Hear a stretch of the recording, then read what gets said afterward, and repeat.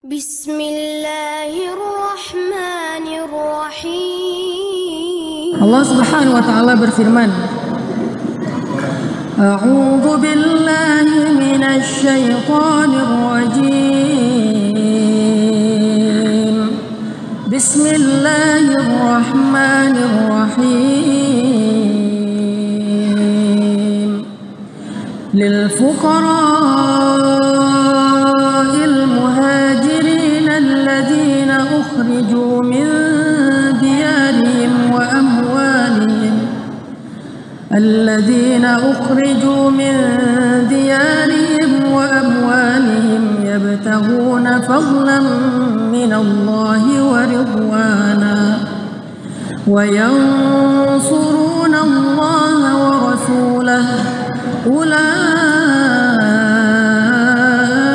هم الصادقون والذين تبوأوا الدار والإيمان من قبلهم يحبون من هاجر إليهم ولا يجدون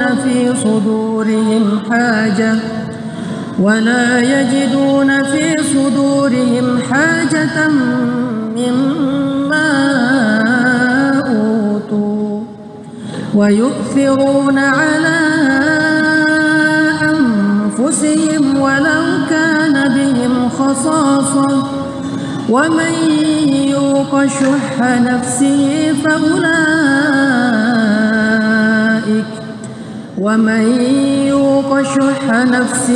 فأولئك هم المفلحون.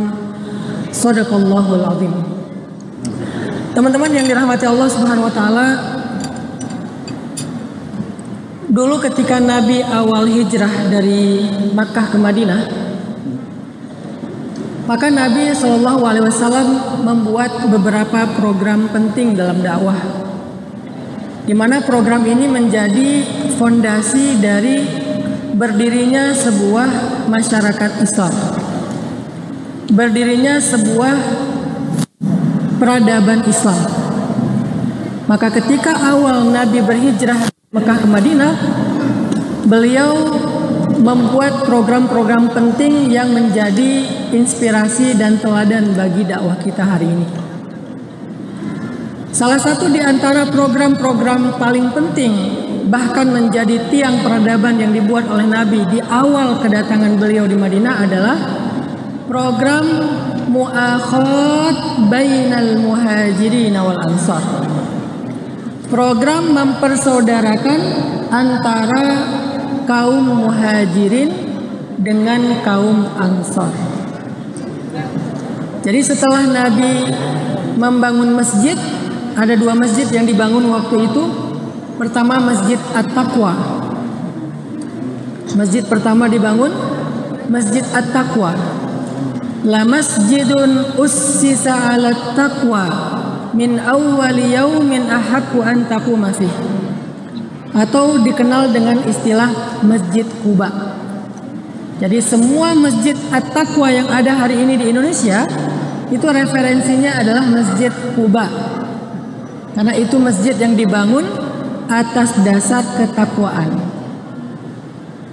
Setelah Nabi membangun Masjid At-Taqwa atau Masjid Quba, kemudian Nabi masuk ke dalam kota Madinah dan Nabi membangun masjid yang kita kenal dengan Masjid Nabi atau Masjid Nabawi. Selesai membangun dua masjid ini, maka selanjutnya program penting yang Nabi jalankan, yang Nabi wujudkan di kota Madinah, namanya program mu'akhat bainal muhajirin wal ansar. Mempersaudarakan antara muhajirin dan ansar. Dan kalimat mempersaudarakan di sini tuh bukan kalimat slogan ya, bukan sekedar narasi, tapi ini benar-benar social movement, sebuah gerakan sosial yang luar biasa. Bahkan diikat oleh fikih syariah sekalipun. Dulu kalau teman-teman baca sejarah fikih waris, ternyata Dulu fikih waris itu berbeda dengan setelah Fathu Makkah. Jadi ada fikih waris sebelum Fathu Makkah, ada fikih waris setelah Fathu Makkah. Apa bedanya? Salah satu di antara perbedaan fikih waris sebelum dan sesudah Fathu Makkah, sebelum Fathu Makkah itu orang muhajirin yang dijadikan saudara angkatnya Ansor itu masuk dalam ahli warisnya Ansor. Masuk dalam ahli warisnya Ansor. Sehingga kalau ada orang Ansor yang meninggal dunia, maka salah satu ahli waris yang berhak mendapatkan hartanya adalah orang muhajirin yang menjadi saudara angkat mereka. Itu pernah terjadi dalam sejarah fikih waris. Baru kemudian dinasakh atau diganti, dihapus setelah Fathu Makkah. Sehingga setelah Fathu Makkah keadaan orang muhajirin sudah mulai stabil, mulai mandiri, udah settle. Akhirnya terlepaslah fikih tersebut sampai hari ini tidak boleh lagi saudara angkat, anak angkat menjadi ahli waris. Tapi sempat ada. Itu artinya bahwa mu'akhad bainal muhajirin wal ansor, persaudaraan ataupun ukhuwah antara muhajirin dan ansor bukan narasi, bukan sekedar bahan ceramah. Bahkan saya sering banget bilang Nabi itu nggak sering ceramah loh. Nabi itu nggak sibuk dengan tabligh akbar loh. 1 tahun jadwal Nabi penuh tabligh akbar keliling Hijaz. Enggak.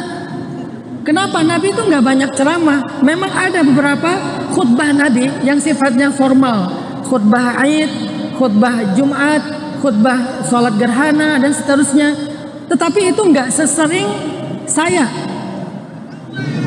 nggak sesering ustadz-ustadz di zaman kita. Ceramahnya sering banget, luar biasa. Terus apa yang Nabi lakukan? Programming, memprogram perubahan pada masyarakat. Itulah dakwah Nabi. Sehingga yang namanya mu'akhad, yang namanya ukhuwah bagi Nabi dan para sahabat bukan sekedar materi taklim. Karena kita udah kenyang dengan materi itu. Dulu sebelum 2015 kita udah kenyang setiap tahun dikasih materi tentang hijrah.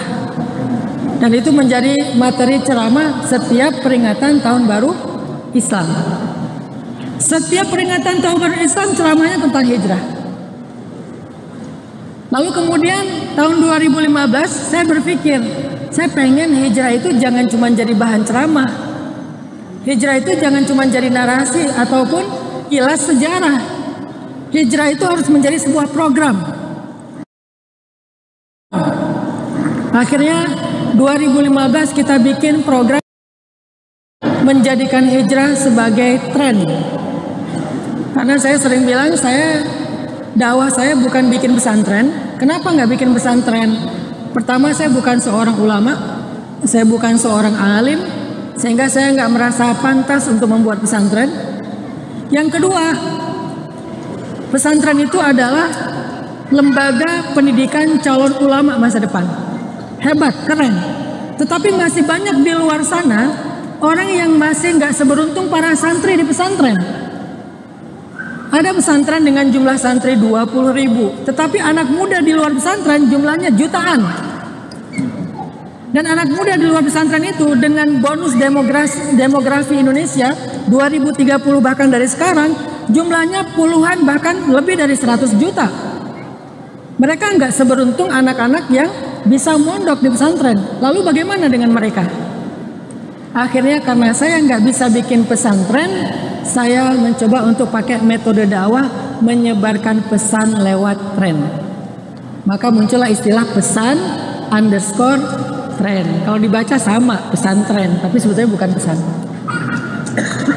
Apa pesan yang kita coba jadikan tren? Pesan pertama yang kita jadikan tren adalah pesan hijrah. 2015 awal kita bikin tren hijrah.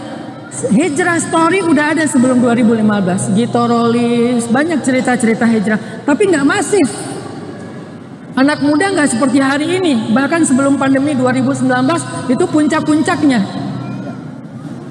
Akhirnya 2015 kita bikin hijrah bukan lagi sekedar narasi atau bahan ceramah pas tahun baru Islam. tapi menjadi sebuah program islahul ummah, memperbaiki umat dengan membuat tren hijrah. Masya Allah, bermunculan komunitas-komunitas dengan nama hijrah. Saya sendiri di Bandung, pemuda hijrah, sengaja nggak mau bikin cabang. Kenapa? Karena rata-rata orang bikin organisasi bikin cabang kan. Saya nggak bikin cabang, kenapa? Sengaja. Kenapa nggak bikin cabang? Karena kita tidak ingin membesarkan yayasan, tapi kita ingin membesarkan gagasan. Yayasannya, vehiclenya, mesinnya satu aja udah di Bandung, tapi gagasannya kita sebar seluruh Indonesia. Akhirnya bermuncullah tren hijrah lewat komunitasnya, lewat eventnya, lewat sosmednya. Syukran ya Rabbi, syukran, hadaita qalbi, syukran.